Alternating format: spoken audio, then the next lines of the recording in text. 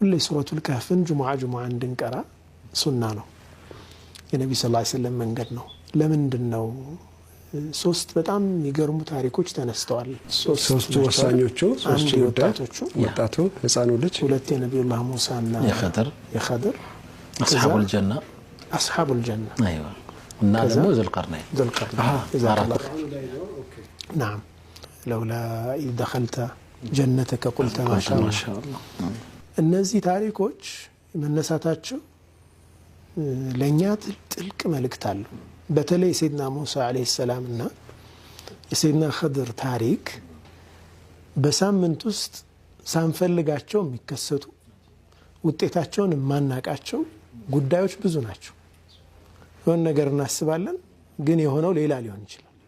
ኦፍ ኮርስ ያሰብነው የሚሆንባቸው ብዙ ጉዳዮች ይኖራሉ ግን ካሰብነው ውጭ ነገሮች የሚሄዱበት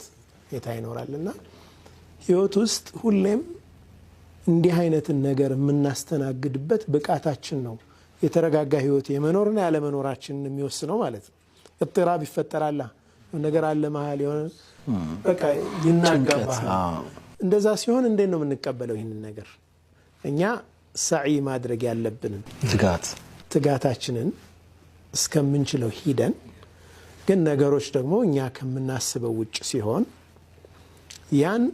የምንቀበልበት መንገድ እንዴት ያለ ነው ምንድነው መሆን ያለበት አንዳንዴ ከተፈጠረው ነገር በላይ የኛ ምላሽ ይጎዳናል ከተፈጠረው በላይ እኛ ምን ሰጠው ምላሽ ፖዚቲቭ አለ መሆኑ በጣም ይጎዳናል ማለት ነው በጣም በቃ ባለ መሆኑ በጣም ስንጎዳ ምናልባት አለ መሆኑ ለኛ የሚጠቅም ቢሆንስ አናቀው ሰይድና ኸድር አለይሂ ሰላም የራሳቸው ዕውቀት አላህ የሰጣቸው አለ ሰይድና ሙሳ አለይሂ ሰላም የሚያውቁት ደግሞ ሌላ ሊትራል ሸሪዓ አለ እነዚህ ዕውቀቶች መካከል ያለን ኮንቨርሴሽን ነው ያየነው የመጀመሪያው እኔ ሳልጠይቅ ምንም አይነት ነገር አትናገር አልቃትልኝ ምላሹን በኋላ ምክንያቱን እነግርሃለሁ አንተ አትጠይቅ ክስተቱ በዚህ ውል ነው አብረው ይሄዱ ጉዟቸው የተጀመረው በዚህ ውል ነው ልክ ነው ከዛ መጀመሪያ ያገኙት ሰፊና ያላቸው ሰዎች አገኙ ወይም መርከብ አዲስ ናት ትልልቅ ሰዎች ናቸው አሳፈሯቸው ሊሸኙአቸው ማለት ነው ሰይድና ኸድር መርከቧን خرقه መብሳት ጀመሩ እንዴት እንደዚህ ታደርጋለህ ሰው ናቸውና መጠየቃቸው አይቀርም ቶሪካ አህላ በፍጹም ሎጂካል አይደለም በፍጹም ምክንያታዊ አይደለም ያስተናገደህ ሰው ልታጠፋ ነው ወይ እንደዚህ የምታደርገው እንዴት እንደዚህ አስተናግደው ነው በነፃ እየሸኙን አዲስ መርከብ ምን ማለት ነው ይሄንን መብሳት ማለት ሎጂክ ነው ነው ትክክል ናቸው አይደል ትክክል ነው ألم أقل إنك لن تستطيع معي صبرا የመጀመሪያ ስለሆነ ታው አላልኩህም ትግስት አይኖርህም እኔ ጋር አላልኩህም ወይ እሺ በቃ ሁለተኛ አልጠይቅም ይቅርታ ይደረግልኝ አሉ አሁንም ምን አጋጠማቸው ከዛ ከወረዱ በኋላ ህፃናት የሚጫወቱት መካከል አንዱን ህፃን ልጅ ፒካራጎ ገደሉ أتقتل نفسا زكية بغير نفس سبحان الله ምንም ህይወት ያላጠፋች ንጹህ የሆነች ነፍስ እንዴት ትገላለህ ይሄ ትክክል ነው ألم أقل لك إنك لن تستطيع معي صبرا ጠበቅ አደረጉባቸው አንተን ራስህን ማለት ነው አልነገርኩህም ትግስት አይኖርህም አላልኩህም ወይ ከዚህ በኋላ ከጠየቅኩ መለያያችን ይሆናል ነብዩላህ ሙሳ አለይሂ በራሳቸው እጅ በነገራችን ላይ መነሻው መጀመሪያ አላህ ይድና ባሪያዬ ጋር ተማር ያላቸው ነብይ እስራኤሎች ካንተ በላይ አዋቂ አለን ወይ ብለው ጠይቀዋቸው ነው አዎ የለም እኔ ነኝ አዋቂው ሲሉ ነው ተበላላችሁ ፈተና እኮ ፈተናችሁ እኔ ነኝ አዋቂው አሉ ከበኒ እስራኤል አጠቃላይ ነብይ ናቸው ከአላህ ወህይ የሚወርድላቸው ከሊሙላህ ናቸው አላህን የሚያናገሩ ናቸው ስለዚህ ዕውቀት የኔ ነው አሉ በልሂድና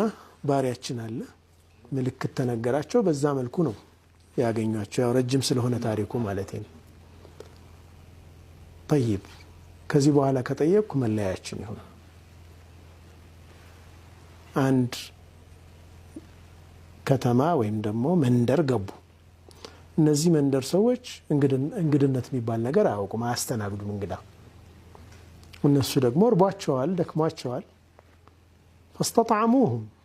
ምግብ ስጡን ብለው ሲጠይቁ አላስተናገዷቸው እዛው ላይ ሊፈርስ ያጋደለ ግድግዳ ነው እሱን አፍርሰን እንደገና እንገነባለን አሉ ሰይድና ኸድር لو شئت لاتخذت عليه اجرا አሉ እንደው ራት እንኳን አብልተዋቸው ቢሆን ኑሮ ውለታ መክፈል ይሆን ነበር ራት ለከለከሉ ሰዎች ለምን በነፃ ምን ገነባው ከፈለግን እኮ ደሞዝ ወይም ክፍያ ጠይቀናቸው በዛ ራት እንበላለን ነው ጥያቄው ሰይድና ሙሳ አለይሂ ሰላም ለሰጠነው ሰርቪስ ማለት ናቸው هذا فراق بيني وبينك ይሄ መለያችን ነው አንተ ራስህ በሰጠኸው ፍርድ እንለያያለን ረሱል አለይሂ ሰላቱ ወሰለም ወንድሜ ሙሳ ምን ነው በታገስክና ብዙ ተአምራቶችን ባየን ብዙ ዕውቀቶችን ባየን ይላሉ በቃ አሁን መለያችን ነው ብለው ሶስቱንም ምክንያቶች ነገሯቸው መጀመሪያቸው የበሰዋት መርከብ ምስኪኖች በጋራ ሆነው አክሲዮን አድርገው የገዟት ነች ከፊት ለፊታቸው አንድ ንጉስ አለ ያ ንጉስ መርከቦችን ያخذ كل سفينة غصبا እየቀማ ነው የሚወስደው ዝርፊያ ላይ ነው ያለው ስለዚህ እቺ መርከብ አይባላት ብሎ እንዲተውላቸው ፈልጌ ነው ይሄ አላህ ፍላጎት ነው ያችን ጠግነው በኋላ ይጠቀማሉ አዳኑላቸው ማለት ነው በማጥፋት ውስጥ መዳንን ታያለ ማስተካከል ማረም በመጥፎ የሚመስል ነገር ውስጥ ሌላ ኸይር ውጤት ነበረው ማለት ነው ይሄ ህይወት ውስጥ ሁሉ የሚያጋጥም ጉዳይ ስለሆነ ነው ሁለተኛ ያ ህፃን ልጅ وأما الغلام ቢያድግ ኖሮ ወላጆቹን ያጠማቸው ነበር አላህ ግን فأراد ربك ጌታ ፈለገ ሌላ ልጅ ሊተካቸው ፈለገ ሷሊህ የሆነ ልጅ እናት በወቅቱ ልጅ ሞተ ብላ አልቅሳ ይሆናል ውጤቱን አታቅማ አይ ግን የሚመጣውን ብታቅ የህፃን ልጅ ሊያደርስባት የሚችለውን ነገር ብታቅ ኖሮ እሰይትል ነበር ግን አታቅም ሰይድና ኸድር ጋር ደግሞ ያውቀት አለ አላህ የገለጸላቸው ማለት ነው ሶስተኛው ቤት የፈረሰባ ያ ግንብ ፈርሶ አፍርሰን እንገንባ ያልኩ ሊፈርስ ያለውን አፍርሰን እንገንባ ያልኩ وأما الجدار فكان لغلامين يتيمين في المدينة وكان تحته كنز لهما ሁለት የቲሞች አሉ ከተማ ውስጥ ያሉ አባታቸው صالح ነበር وكان أبوهما صالحا አየህ አንተ صالح መሆንህ ለልጆች ፕሮቴክሽን ነው ልጆችህን ይከላከልልሃል ይጠብቅልሃል አሁን ልጆችን እኔ ከሞትኩ በኋላ ምን ላደርግላቸው ነው ምን ሊሆኑ ነው አንተ صالحون አላህ ይጠብቃቸዋል وكان أبوهما صالحا ያ ንብረት እነርሱ ጋር ይደርስ ዘንድ ፈርሶ ኤክስፖዝድ እንዳይሆን ተጋልጦ ሰዎች እንዳያዩት ያ ግንብ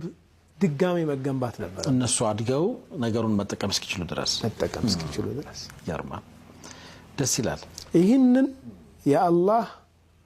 አላህ ያሳወቃቸውን ዕውቀት ነገሯቸው ለነብዩ ሙሳ አለይሂ ሰላም ይህንን ታሪክ በየሳምንቱ እንከራለን ሱረቱል ካፍ እንቀራለን አላሁ